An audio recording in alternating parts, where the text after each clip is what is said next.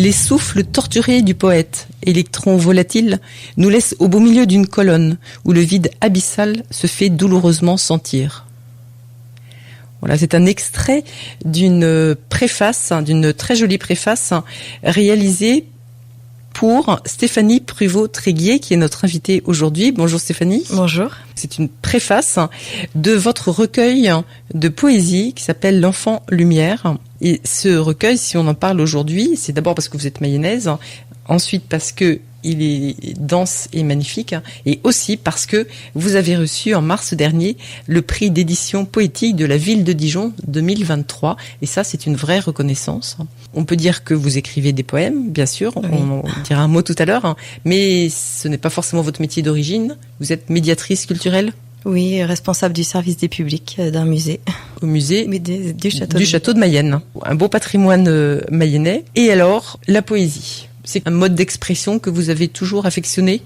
Oui, tout à fait. Je pense que j'écrivais des poèmes, j'avais 6 ans déjà. Et après, je pense qu'on a plus ou moins tous écrit pour la fête des mères ou en tout cas à l'école primaire. Peut-être on apprend un peu, mais... Et peut-être que beaucoup sont restés au niveau école primaire, en effet. Ce qui n'est pas votre cas, visiblement. Moi, je suis tombée dedans. Oui. Je participais déjà à des ateliers d'écriture quand j'étais au collège. Oui, j'ai toujours eu l'expression assez facile... Voilà, d'exprimer en fait ce qu'on ressent, ma sensibilité aussi, ça me permet aussi d'évacuer des choses. Oui, c'est un moyen d'expression, entre autres, puisque je dessine aussi. J'ai dessiné le visuel du recueil également, même si ça reste très... je dessine un petit peu, vraiment un tout petit peu, mais je veux dire... suffisamment quand même, effectivement, pour... Le côté artistique permet d'exprimer pas mal de choses. L'écriture va rester plus important dans ma vie. Je vais peut-être vous laisser lire le début du premier poème. Oui. Je suis la vie. Je suis la vie. Je porte l'amour. Tu es la racine, je suis le contour. Tu es la terre, je suis la mer entière. Tu es la vague, tu es l'oiseau, tu navigues dans mon océan, au milieu de mes eaux. Tu es le commencement, tu es possible, tu es là. À qui parlez-vous, Stéphanie Pruvot-Tréguier ? Je parle à l'enfant qui était dans mon ventre et qui n'est pas venu à la lumière, on va dire, qui est resté dans une autre lumière, d'où le titre du recueil aussi. Et effectivement, ce recueil permet de communiquer, de parler avec cet enfant jamais né et de sortir les choses un petit peu hors de moi. Vous les partagez et avec... voilà, là on n'a eu qu'un tout petit extrait, mais d'abord ce recueil est très émouvant et avec des mots très simples. Vous racontez une épreuve, quelque chose de douloureux, d'où les mots de la personne qui a écrit la préface, de la précédente lauréate en fait du prix de la ville de Dijon, mais avec aussi de la lumière, et ça c'est important aussi pour vous ? Oui, tout à fait. Je pense que ce recueil, il parle d'un événement très douloureux que beaucoup de personnes malheureusement vivent, mais effectivement, je pense qu'il parle de la vie aussi, du rapport à la nature, de la vie vraiment avec un grand V, de ce qu'on peut porter en soi, de tout cet amour aussi inconditionnel. C'est toujours compliqué de faire sortir de faire lire des choses qu'on peut écrire. Je trouve que voilà. Oui, vous nous permettez de rentrer dans votre intimité. Oui, tout à fait. J'ai réfléchi longuement avant d'envoyer ce recueil, mais j'ai trouvé important le fait de le partager aussi, et vu les témoignages que j'ai en retour depuis qui commence à être lu, je me dis que vraiment c'est presque la plus belle chose qui pouvait arriver après la sortie de ce recueil, en fait, que ça puisse toucher les autres et peut-être les aider, c'est un grand mot, mais avec vraiment en toute humilité, si je pouvais juste un peu, des fois, être un peu un écho ou à la peine. J'ai pas du tout regretté, en fait, d'avoir envoyé ce recueil, si intime soit-il.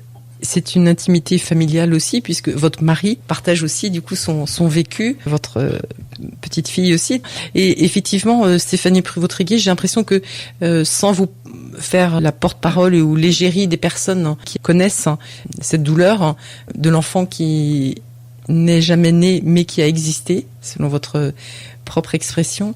Voilà, donc sans vous faire le porte-parole et vous la reporter haut la flamme, n'empêche que vous avez aussi l'envie de proposer à ces femmes qui peuvent subir un tabou, peut-être.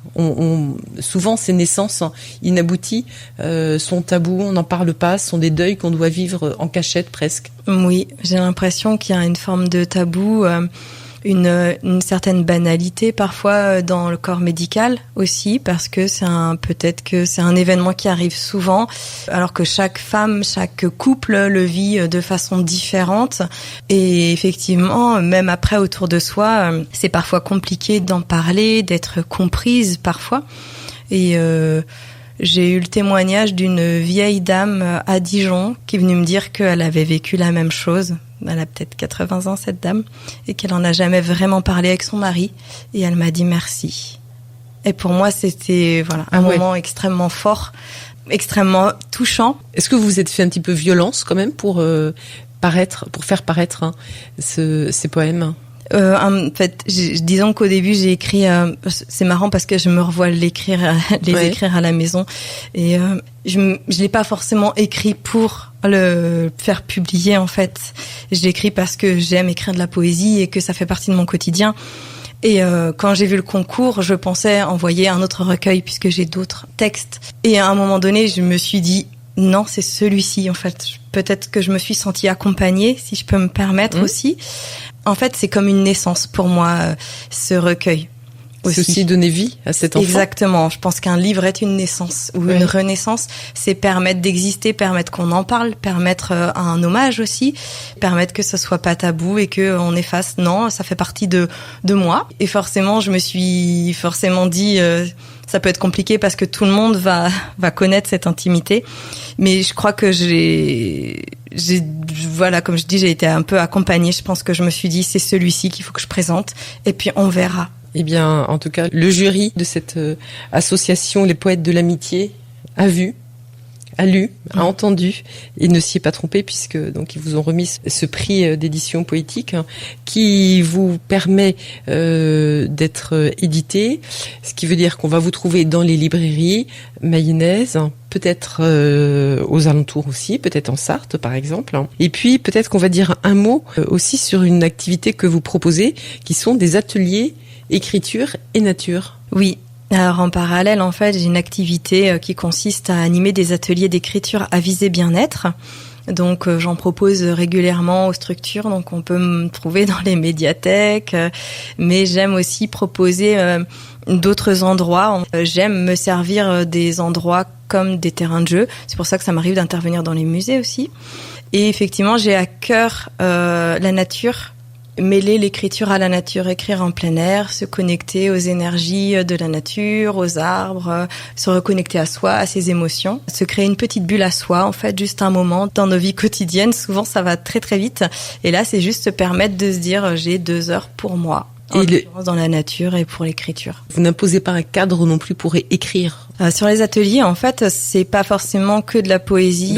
Ça peut être. Alors, s'il y a des consignes d'écriture, parce que souvent, en fait, la consigne va beaucoup plus aider que la non-consigne. Mais c'est surtout choisir un thème. Se connecter à une petite météo de l'humeur, savoir comment je me sens en fait. On se pose pas forcément souvent la question. Moi, c'est l'une des premières choses que je pose en atelier. Comment vous vous sentez aujourd'hui, là, maintenant? Quelles émotions en fait sont là et ou alors connectez-vous à.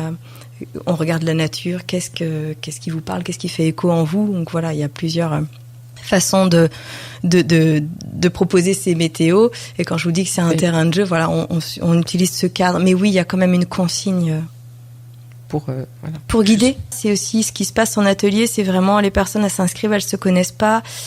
À la fin de l'atelier, elles ont passé pour l'instant un moment très chaleureux et convivial ensemble. Il y a vraiment quelque chose qui se passe sur les ateliers qui est assez chouette, qui nourrit en fait.